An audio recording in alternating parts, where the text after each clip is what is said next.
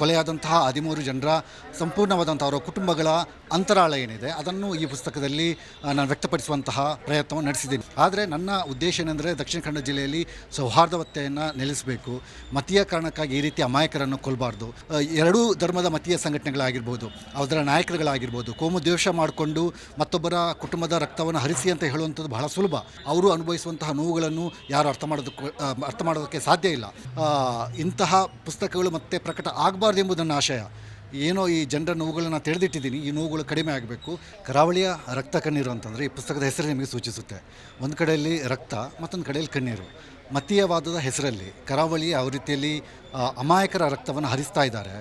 ಆ ಹರಿಸಿದಂತಹ ರಕ್ತದ ಪರಿಣಾಮ ಏನು, ಅದರಿಂದ ಯಾವ ರೀತಿಯಲ್ಲಿ ಅಲ್ಲಿಯ ತಾಯಂದಿರಿರ್ಬೋದು, ಅಮಾಯಕ ಮಕ್ಕಳಿರ್ಬೋದು, ಅಲ್ಲಿ ವಿಧವೆ ಪತ್ನಿಯರು ಇರ್ಬೋದು, ಅವರು ಯಾವ ರೀತಿ ತೊಂದರೆಯನ್ನು ಅನುಭವಿಸ್ತಾ ಇದ್ದಾರೆ, ಅವರ ಮನದಾಳದ ನೋವುಗಳು ಏನಿದ್ದಾವೆ, ಇವುಗಳೆಲ್ಲವನ್ನು ದಾಖಲಿಸುವಂಥದ್ದು ಬಹಳ ಮುಖ್ಯ ಆಗುತ್ತೆ. ಈ ಉದ್ದೇಶದಿಂದಲೇ ನಾನು ಕರಾವಳಿಯ ರಕ್ತ ಕಣ್ಣೀರು ಪುಸ್ತಕ ಬರೆದಿರುವಂಥದ್ದು. ಒಟ್ಟು 13 ಜನರ ಕೊಲೆಯಾದಂತಹ 13 ಜನರ ಸಂಪೂರ್ಣವಾದಂಥ ಅವರ ಕುಟುಂಬಗಳ ಅಂತರಾಳ ಏನಿದೆ ಅದನ್ನು ಈ ಪುಸ್ತಕದಲ್ಲಿ ನಾನು ವ್ಯಕ್ತಪಡಿಸುವಂತಹ ಪ್ರಯತ್ನವನ್ನು ನಡೆಸಿದ್ದೀನಿ. ಬಹುಶಃ ನನ್ನ ಪ್ರಯತ್ನ ಇದು ಕೇವಲ ಪ್ರಯತ್ನ ಅಷ್ಟೇ. ಅವರ ನೋವುಗಳನ್ನು ಸಂಪೂರ್ಣವಾಗಿ ತೆರೆದಿಡುವುದಕ್ಕೆ ಸಾಧ್ಯ ಇಲ್ಲ.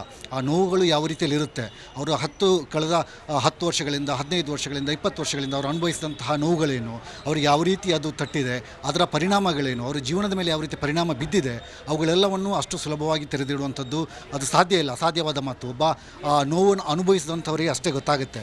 ಆದರೆ ನನ್ನ ಉದ್ದೇಶ ಏನೆಂದರೆ ದಕ್ಷಿಣ ಕನ್ನಡ ಜಿಲ್ಲೆಯಲ್ಲಿ ಸೌಹಾರ್ದವತೆಯನ್ನು ನೆಲೆಸಬೇಕು. ಮತೀಯ ಕಾರಣಕ್ಕಾಗಿ ಈ ರೀತಿ ಅಮಾಯಕರನ್ನು ಕೊಲ್ಲಬಾರ್ದು.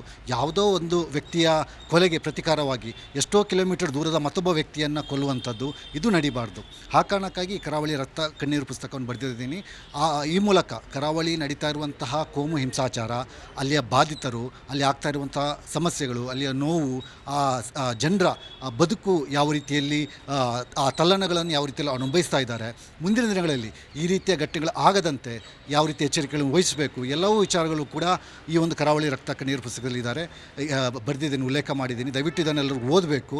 ನನ್ನ ಉದ್ದೇಶ ಇರುವಂಥದ್ದು ಕನಿಷ್ಠ ಈ ಕೊಲೆ ಮಾಡಿದಂತಹ ಆರೋಪಿಗಳೇನಿದ್ದಾರೆ, ಅದಕ್ಕೆ ಪ್ರಚೋದನೆ ಕೊಟ್ಟಂತಹ ಏನಿದ್ದಾರೆ, ಅದು ಎರಡೂ ಧರ್ಮದ ಮತೀಯ ಸಂಘಟನೆಗಳಾಗಿರ್ಬೋದು, ಅದರ ನಾಯಕರುಗಳಾಗಿರ್ಬೋದು, ಕೋಮು ದ್ವೇಷ ಮಾಡಿಕೊಂಡು ಮತ್ತೊಬ್ಬರ ಕುಟುಂಬದ ರಕ್ತವನ್ನು ಹರಿಸಿ ಅಂತ ಹೇಳುವಂಥದ್ದು ಬಹಳ ಸುಲಭ. ಆದರೆ ಆ ಹರಿಸಿದಂತಹ ನೋವು, ಅವರು ಅನುಭವಿಸುವಂತಹ ನೋವುಗಳನ್ನು ಯಾರು ಅರ್ಥ ಮಾಡೋದಕ್ಕೆ ಸಾಧ್ಯ ಇಲ್ಲ. ಆ ಕಾರಣಕ್ಕಾಗಿ ದ್ವೇಷ ಕೊನೆಗೊಳ್ಳಬೇಕು, ಪ್ರೀತಿ ಹರಡಬೇಕು, ಸೌಹಾರ್ದ ಸಮಾಜ ನಿರ್ಮಾಣ ಆಗಬೇಕು. ಮೂಲಭೂತವಾದಿಗಳು ಅಥವಾ ಕೋಮುವಾದಿಗಳು ಯಾವುದೇ ಸಮುದಾಯದಲ್ಲಿರಲಿ, ಈ ರೀತಿ ಹಿಂಸೆಯನ್ನು ಪ್ರಚೋದನೆ ಮಾಡುವಂತಹ ವ್ಯಕ್ತಿಗಳು ಯಾವುದೇ ಸಮುದಾಯದಲ್ಲಿರಲಿ, ಅವರನ್ನು ಆ ಸಮುದಾಯದ ಪ್ರಜ್ಞಾವಂತರು, ಆ ಸಮುದಾಯದ ಸೌಹಾರ್ದ ಪ್ರೇಮಿಗಳೇನಿದ್ದಾರೆ ಅವರು ಅಂತಹ ಜನರನ್ನು ದೂರ ಇಡುವಂತಹ ಕೋಮುವಾದಿಗಳ ಮೂಲಭೂತವಾದಿಗಳನ್ನು ದೂರ ಇಡುವಂಥ ಕೆಲಸ ಮಾಡಬೇಕು. ಆ ಮೂಲಕ ಕರಾವಳಿಯಲ್ಲಿ ಶಾಂತಿ ನೆಲೆಸಬೇಕು. ಇದು ಕರಾವಳಿ ರಕ್ತ ಕಣ್ಣೀರು ಪುಸ್ತಕ, ಇಂತಹ ಪುಸ್ತಕಗಳು ಮತ್ತೆ ಪ್ರಕಟ ಆಗಬಾರ್ದು ಎಂಬುದನ್ನು ಆಶಯ. ಏನೋ ಈ ಜನರ ನೋವುಗಳನ್ನು ತಿಳಿದಿಟ್ಟಿದ್ದೀನಿ, ಈ ನೋವುಗಳು ಕಡಿಮೆ ಆಗಬೇಕು, ಕರಾವಳಿ ಅಭಿವೃದ್ಧಿ ಆಗಬೇಕು, ಸೌಹಾರ್ದ ನೆಲೆಸಬೇಕೆಂಬ ಆಶಯದಿಂದ ಈ ಪುಸ್ತಕವನ್ನು ಬರೆದಿದ್ದೀನಿ. ದಯವಿಟ್ಟು ಎಲ್ಲರೂ ಓದಬೇಕಂತ ಈ ಮೂಲಕ ಮನವಿ ಮಾಡ್ತೀನಿ.